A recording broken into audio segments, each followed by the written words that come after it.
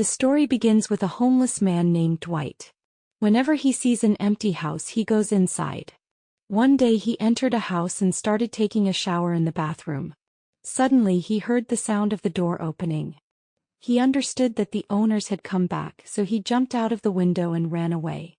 He kept wandering from place to place, only trying to survive. After some time he saw an empty car that looked abandoned. Dwight felt happy because he had found a place to stay. He started living in that car. In the evening he went outside and ate leftover food from trash bins, then returned to his car, read books and went to sleep. It seemed that he had no goal in life. But for 20 years he had been waiting for a man to come out of prison so he could take revenge for his parents' death. The next morning a police officer named Eddie came and spoke to him. Eddie warned him that Wade Cleland would soon be released from prison. Wade was the man who had killed Dwight's parents 20 years ago. Hearing this news, Dwight felt strong anger and decided that his only aim was to face Wade. He fixed his old car by putting in a new battery and prepared to travel to Virginia, where Wade was being released. He went to a gun store, but the weapons were too costly, so he could not buy one. He wrote a letter to his sister and then broke car windows in a parking lot, hoping to find a gun. He finally found one, but it was locked and useless. After failing to fix it, he decided to face Wade without it. He waited outside the prison until Wade came out. Wade's family welcomed him with hugs and smiles, and this made Dwight emotional because he remembered his own loss. Dwight followed them to a bar where they stopped to celebrate. He went inside and attacked Wade when he was alone.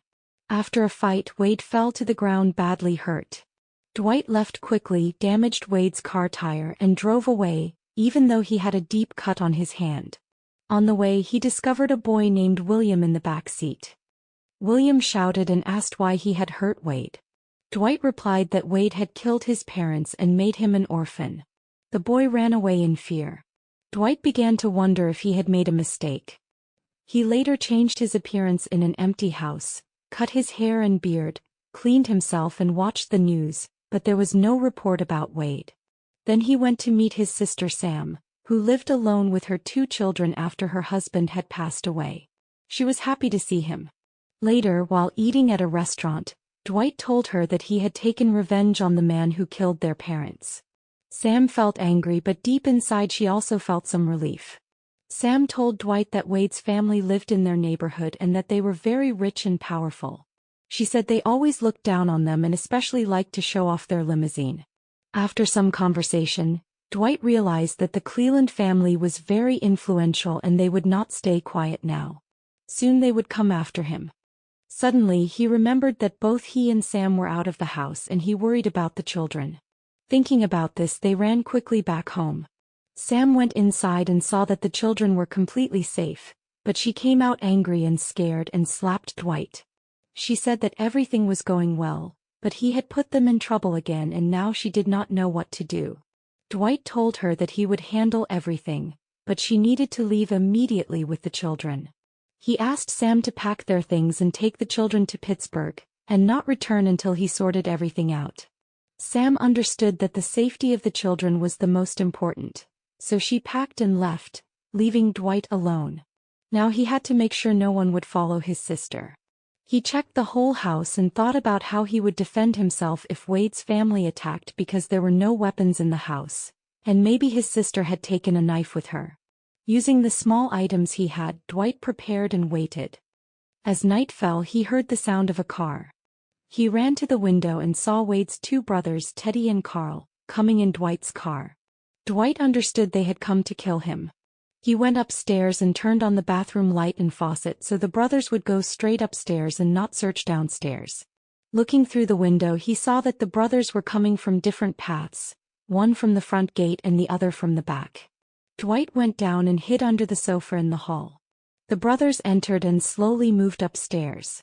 Dwight saw a chance to escape, but as he came out, Carl saw him. Carl had a hunting arrow and started shooting at Dwight. Dwight ran to his car and started driving fast, but in the rush he collided with Teddy, who fell to the ground. Dwight got out, lifted Teddy and asked if they were after him or his sister, but Teddy was unconscious and could not answer. Dwight picked up Teddy's gun and saw Carl coming towards him. He fired and Carl hid. Dwight quickly put Teddy in the car, but Carl shot an arrow in Dwight's foot. Blood flowed fast, but Dwight started the car and drove away. Carl chased him shouting, but Dwight did not stop. After some distance he took unconscious Teddy from the back seat and put him in the trunk. At that moment Dwight was in severe pain. He tried to pull the arrow out of his foot, but it was not easy. He hid his wound and reached a store where he got medicines and tools to remove the arrow. Despite all efforts he could not remove it and the blood kept flowing quickly. He feared he could die at any moment. Finally he had to go to the hospital, but he fainted before meeting a doctor. When he woke up he was on a bed with his foot treated and stitched. His foot was not completely healed, but he could not stay in the hospital. He quickly left and reached his car, knocked on the trunk, and Teddy screamed, showing he was alive. Dwight changed out of the hospital clothes and everything went according to his plan. He went straight to his sister Sam's house, locked the windows and doors, turned off all lights, cleaned the house and returned to his car. Sitting there he looked at Sam's old album filled with childhood pictures. Teddy kept screaming that his leg was broken and he was thirsty, but Dwight ignored him. Looking at the album he remembered the happy moments of his childhood and saw a picture of his old friend Ben. Dwight decided to visit Ben. When he reached Ben's house, only his mother was there. She told Dwight that Ben had left the house almost a year ago but recognized Dwight as his childhood best friend. She gave Dwight Ben's contact information and told him where Ben now lived. He gave Dwight Ben's card and told him that Ben now lived in the city and this was his address. Dwight reached there within a few hours. A girl at the house told him that Ben was at work and would be free only late at night. Dwight waited outside for Ben's car. Around midnight Ben arrived and both friends recalled old memories from their childhood. Then Dwight said, "I don't have much time. I came to get help from you. I need a gun." Ben understood that the matter was serious and told him to come inside his house. Once inside, Ben handed him the gun and asked, "Do you know how to use it?" Dwight replied, "No, but I can learn." Ben suggested a deserted place behind the house where he could teach him to shoot. Dwight said he did not want to burden him further and only needed the gun. He took the gun and left, also picking up a can of water for Teddy along the way. As he opened the car, Teddy came out, saw Dwight with the gun and drank the water. Dwight asked, "Why did you come to my house? To kill me or my sister?" Teddy admitted they had come to kill him and then revealed shocking information. He explained that Dwight's father was not an honest man. He had a relationship with Teddy's mother. When Teddy's father discovered it, he angrily went to Dwight's house intending to kill his father but not his mother. In the struggle, Teddy's mother was accidentally killed. Afterwards, his father sent Wade to jail since Wade was under 18 and would get a lighter sentence. Hearing this, Dwight became upset and said he wanted to end all of this forever. He did not want his family to be involved again. He admitted that he had killed Teddy's brother and said he would even surrender to the police. Teddy replied that their family did not follow the law but their own rules, and now Dwight's entire family, including his sister and her children, would die. Hearing this, Dwight fired a shot and Teddy got frightened. Dwight told him to talk to his family and tell them that he was coming to end everything and no one needed to do anything further. Teddy called and spoke to his family.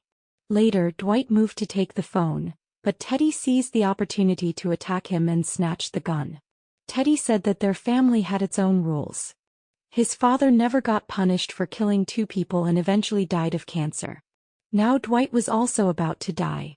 Just as Teddy was about to shoot Dwight, suddenly a bullet came from the side and hit Teddy in the head. This bullet was fired by Ben, who had been following Dwight out of concern for his friend. Ben picked up Dwight and said he knew Dwight might make a mistake, which was why he had followed him. He returned the gun to Dwight and said, "You have a gun but you don't know how to use it. If the shot misses, the gun is useless." Then Ben trained him and slowly Dwight improved. After the training, Ben gave him a gun, some money and food, saying, "Your problem is my problem. We will go together against the 2 brothers." Dwight refused, saying Ben had already saved his life and that their paths were now different. He also told Ben to destroy all photos of him. Saying this, Dwight left but Ben still followed.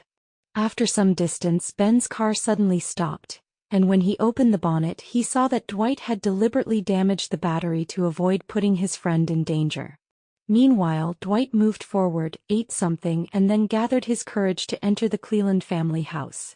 He searched for people with the gun in his hand but the house was empty. He collected all the weapons and threw them into the river so that they would have no arms left. Then he went to Wade's father's grave, the man who had killed his parents. He knew he could not take revenge on a dead man, but in anger he desecrated the grave because he believed all the trouble had started with him. After that he took Teddy's body and buried it in the hole dug behind the house. He then sat inside the house waiting for the rest of the family to arrive. He had set traps everywhere but no one came. Suddenly in the evening the house lights turned on and Dwight got scared. He raised his gun to see who had come, but then realized it was the automatic system that turned on at a set time every day. Now he could not wait any longer. He left a message on the house phone saying that he wanted to end everything. His anger was only towards the person who had killed his parents, but if anyone came after his sister he would not leave them alive. A few hours later the Cleland family returned. Carl and his two sisters were among them. From their conversation, Dwight realized that they had discovered Sam's location and that she was still in Pittsburgh. They were planning to kill her and her children soon. Hearing this, Dwight fired at Carl in anger. Now only the two sisters were left. Dwight said, "I did not intend to kill your entire family. My grudge was only against your father.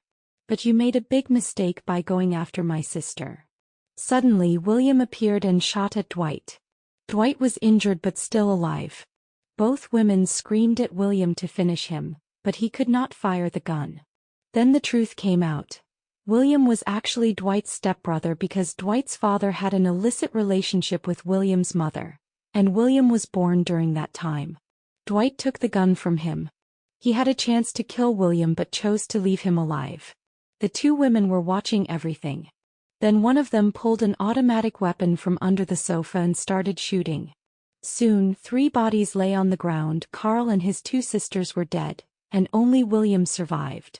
Some time later, a man arrived at Sam's house in Pittsburgh with a newspaper. The headline read that everyone had been killed. This meant that now no one would come after Sam. Dwight had taken his revenge and had also permanently secured his sister's safety. If you enjoyed the story, do not forget to like the video and subscribe to the channel. Thank you for watching. See you in the next video.